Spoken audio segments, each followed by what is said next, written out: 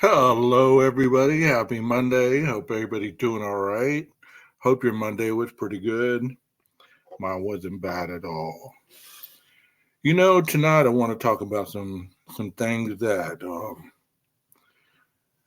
I think that are I don't know important, but they need to be discussed nonetheless. My name is 12 Gauge, and welcome to my podcast.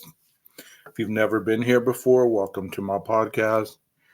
I have other true crime channel another true crime channel where I stream true crime um, things that I indulge in, bring the information, things of that nature. But on this podcast, I mostly just get on here and I spend some time with you guys, let you know a little bit about me, let you know what's on my mind, and try to get to know you. So if you have any questions, any kind of topics that you want to talk about, for next or tomorrow's podcast, because I try to do one of these every night. I don't know if I'll be able to, but if you have any topics that you'd like to discuss or have me discuss, leave them in the comments. We'll definitely give them a shot. I don't know a lot about everything, but I can talk about anything. Once again, welcome. If this is your first time, I hope you enjoy the ride. All right, all right, all right. I was wondering this, and I thought I'd put it past you guys. Let's say that you're with somebody. Let's say you're in a relationship, and time takes its place. This is for the guys. Would you pay to have your girl go under the knife? Would you, if she asked you, "Hey, baby, I need some. The girls need a little tucking up," or I've had some babies and that needs a little bit of tightening up, or I just don't like the way my legs look anymore. Can you help me out with some tuck? How many of you would spend money on this? Would you do it if only you were in a committed relationship, or would you do it if you were dating somebody and were really into them? Or how many of you would just say, "No, that's not me. That's not me. I can't do this." Blah blah blah blah blah. That's on one avenue, okay? Well, let's talk about the men. I know about myself. We have look issues. As you can tell, I shaved my beard off. There's my lovely friend. Um, I shaved my beard off.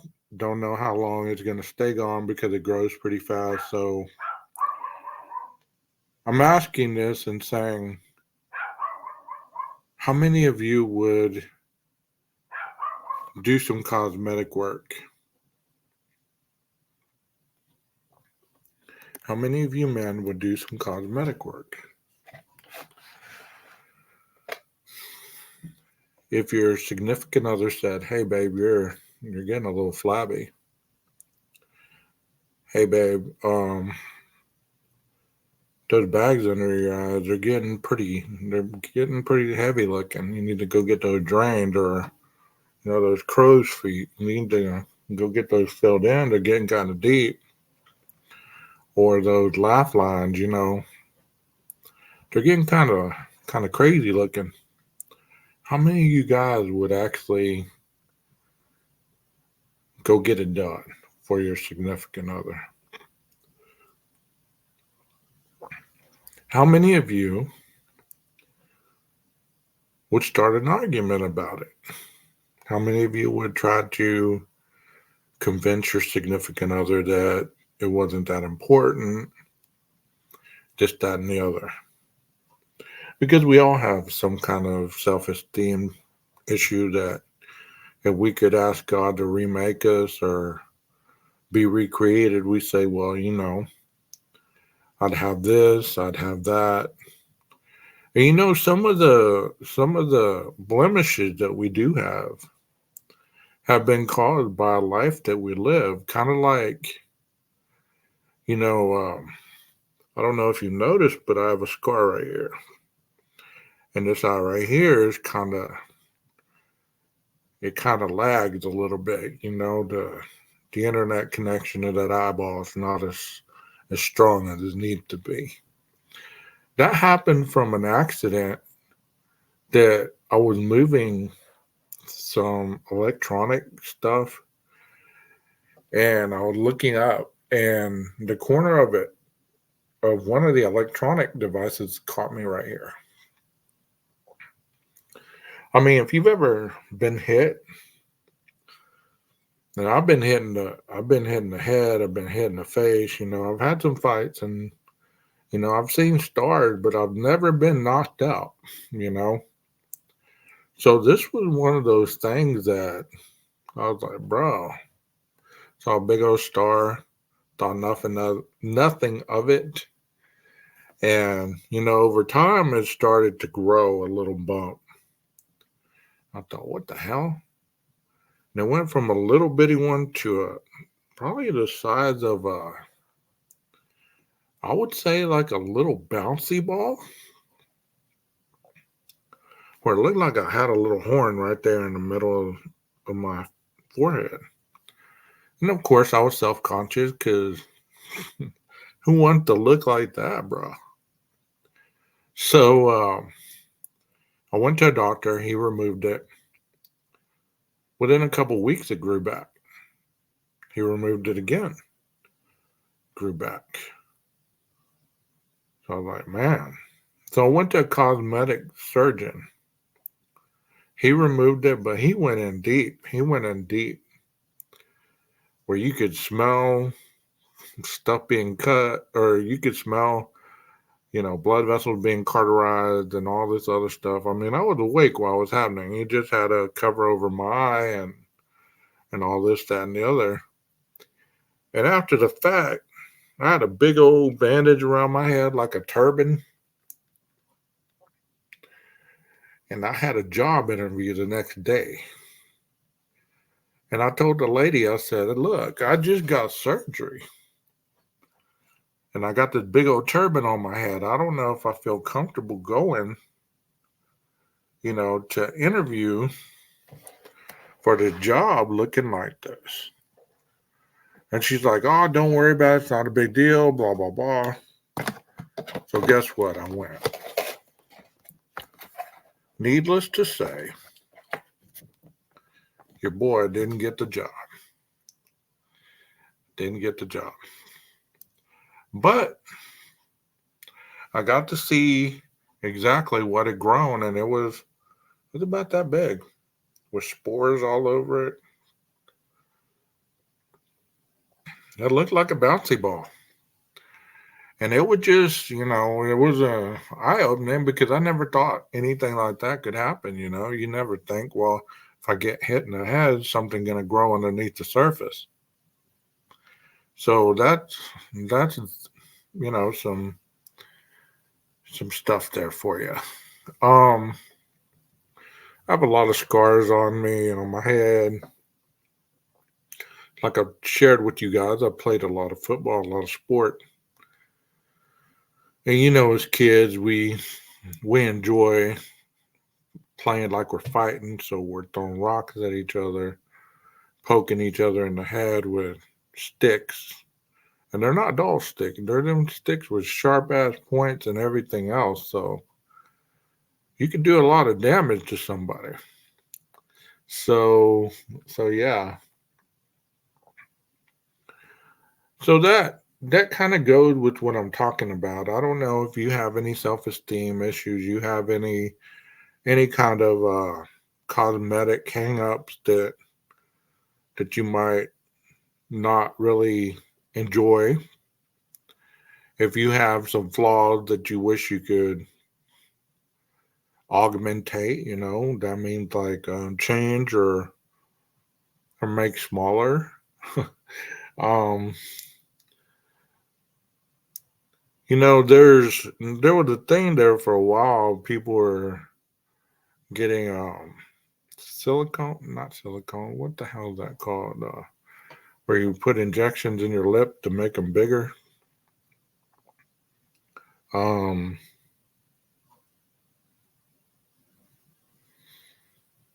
Damn, I can't think of it right now. But I've had big lips all my life, so I never understood, why people would pay for that. I guess it goes down to basically you want what you've never had. Curly people want straight hair.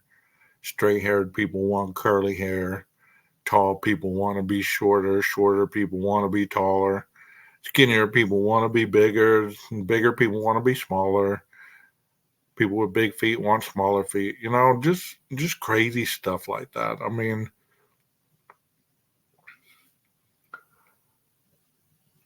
there comes a time when you got to be okay with who you are and what you have and what you were born with and be okay about it, because unless you have the money and you feel like you want to change it,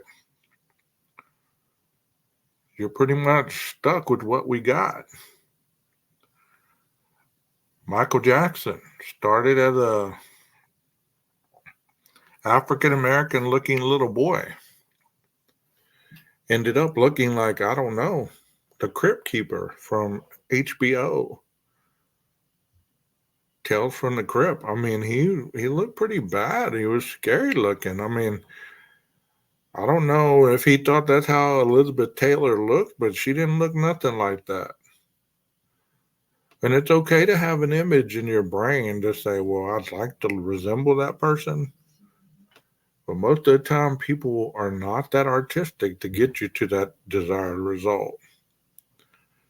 You know, there's nobody that I've ever said, hey, I want to be like that person. I want to be like that guy. Never. The only person I've ever really looked up to and respected was God. Because growing up, I really didn't have a good relationship with my father. So, he wasn't really the person who I wanted to look up to. He wasn't the person that I respected.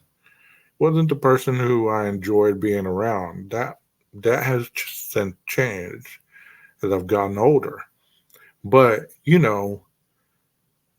that's the last person that I wanted to be like. I didn't have any I have had friends. I don't want to I mean, I speak and I'm like, I didn't have any friends. Yes, I've had friends.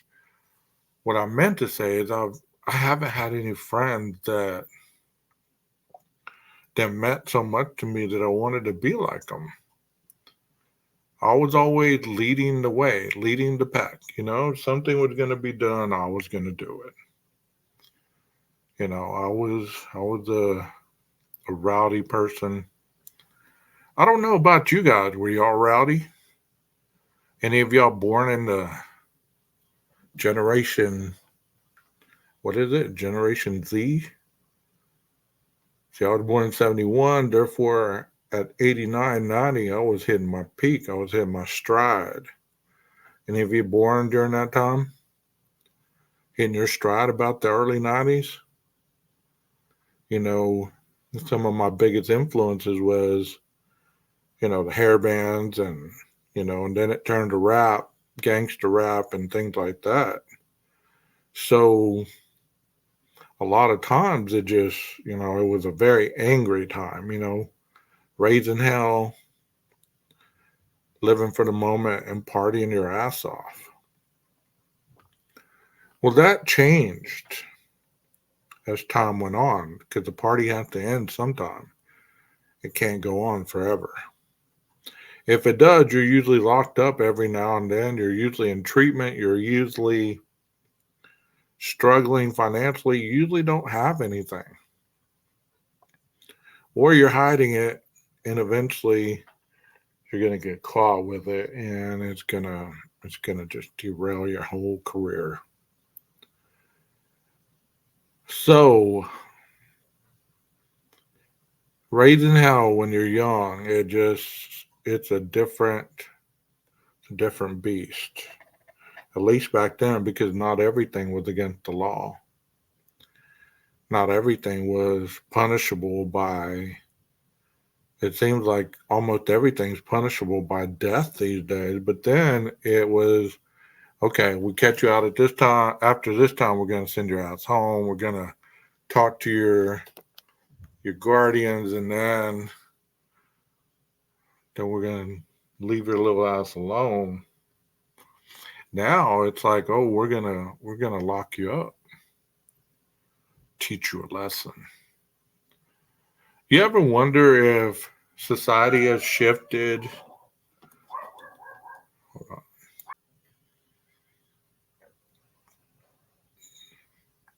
You ever wonder if society has shifted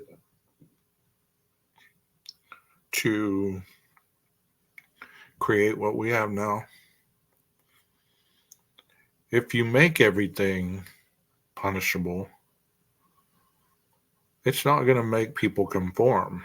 It's going to make them rebellious for the most part. Take kids, for instance. You lock them up, you deprive them from being able to be with their peers and enjoying school, and telling them not to talk and this and that and the other. So whenever they do need to talk, they've been programmed, hey, shut up, keep your mouth shut, we don't want to hear from you. So they don't know how to adequately convey conversation. During the pandemic, it kind of programmed us to be institutionalized a little bit because we weren't able to go anywhere, nothing was open. We had to be with people in a house, we were locked down. Then when they let us go, people went crazy. People went wild. And we're still suffering from that type of instrument, I believe. It's like I go to talk to a kid, he just shrugs his shoulders, he shakes his head. It's like, okay, that's the only communication this kid has. Or he doesn't want to talk. He's like, I'm not going to talk to you. I look at you like I look at a cop, and I look at a cop as being bad. So cops are bad, you're bad. It's me versus you right off the rip. You know, I always viewed police as helpers. I viewed first responders as helpers. I viewed teachers as annoyances, but I knew that they were there to do a job. Coaches were teachers and father figures and this, that, and the other. Um, I never got to the point that I viewed law enforcement as the enemy because I would push the envelope only so far and then I'd pull it back. You know, it's sad how far we've come where we can't even communicate. There was for the daily questions or daily affirmation portion, there was a football camp that was provided by Cam Newton. And during this football camp, there was a altercation that broke out with him. Well, Cam didn't hit no kids. He didn't hurt nobody. But can you imagine being an ex superstar in a league that very seldom individuals go to and stay in and succeed in, being in a place where these kids are disrespecting you, where they're fighting you? How would you handle that?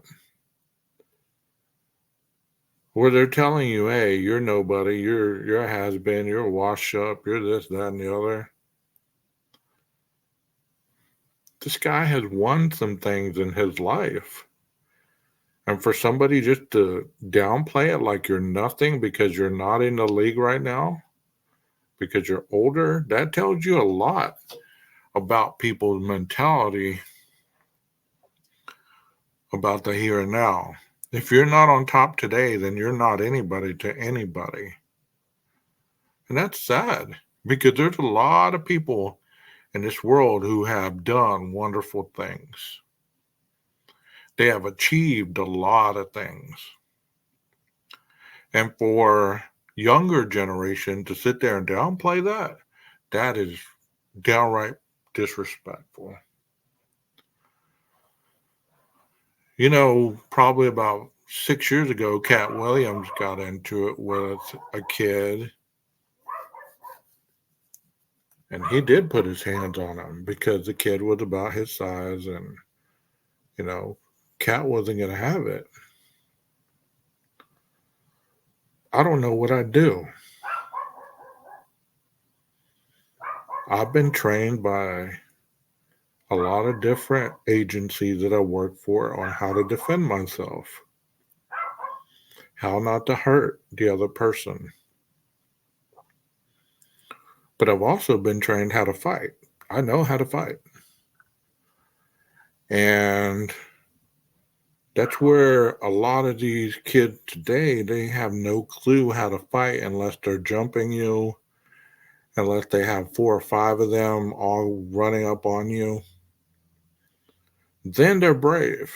Then they have a mouthpiece instead of it being one-on-one. Or in worst case scenarios, they pull out a gun. It's cowardly. What should you do, audience? What should you do if you get into a verbal altercation with somebody? Because I know adults do it too. What should you do? Should you save face and walk away? Should you talk to them about it and tell them they're wrong and you're right and try to explain your point if you are right? Or should you just charge it to the game and make it home one more day? A lot of times we got to charge it to the game because some of these people out here in these streets, they're not worth the time or the place or the breath to give them a moment of energy. Because you can't teach a grown person how to act. And guess what? If they have a kid watching this, how do you think that kid's going to act whenever they're confronted with something they don't like? They're going to react. And they're going to view everybody as the enemy. Sad world.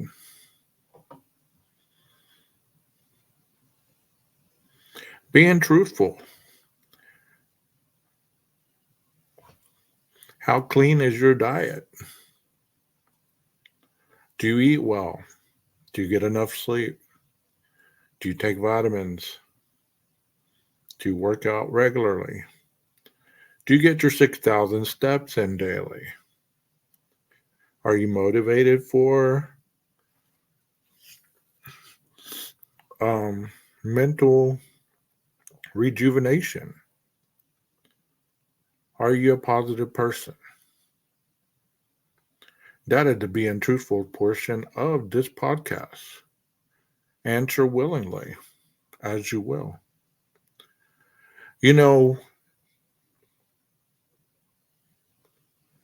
I didn't like the other microphone because it made me sound like I was sucking wind big time, and I don't know if this one does as well. I'm really not an obese person. I'm a bigger guy. But COVID really jacked up my lungs. I can walk up a flight of stairs and act like I've never worked out a day in my life because I'm struggling for that deep air. So when you hear me suck in or my lips clasp when I'm exhaling, cut me some slack, bro. I'm just trying to breathe. You know, that's what I'm going to end the topic with tonight is long COVID. Is it really a thing? Has it ever been a thing? Do any of y'all experience long COVID symptoms? Have you had COVID more than once? How did it go for you? I know I had COVID in 2020. I don't know if I've had it since. I've always tested negative.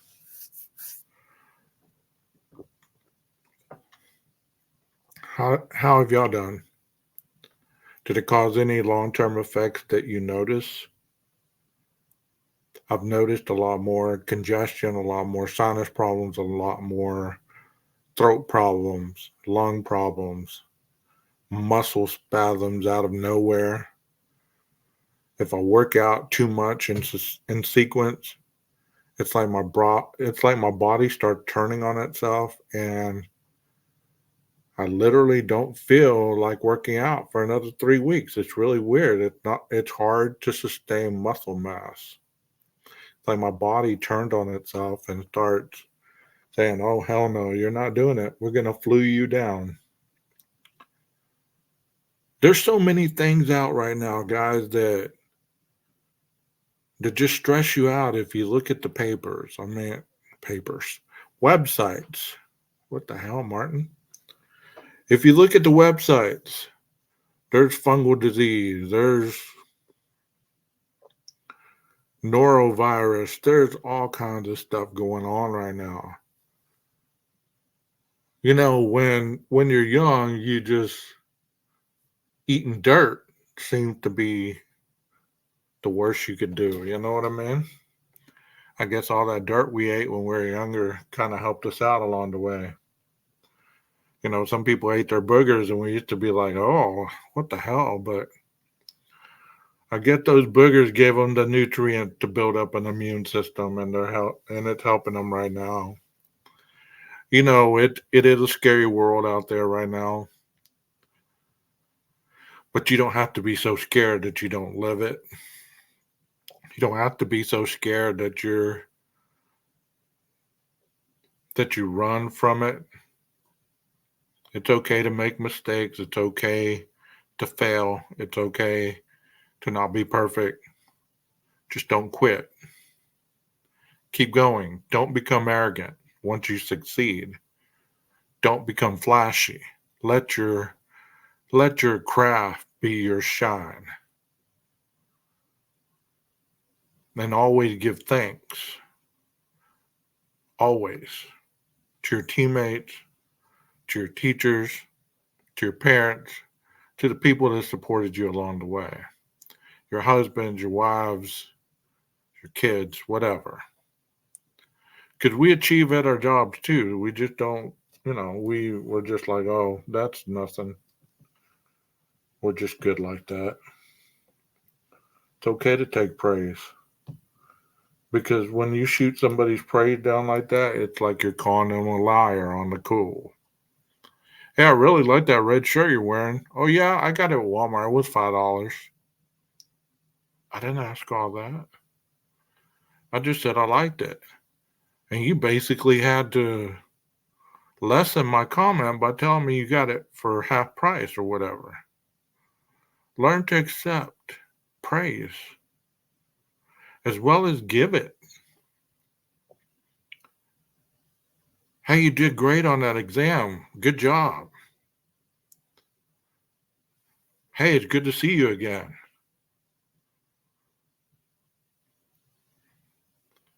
You know,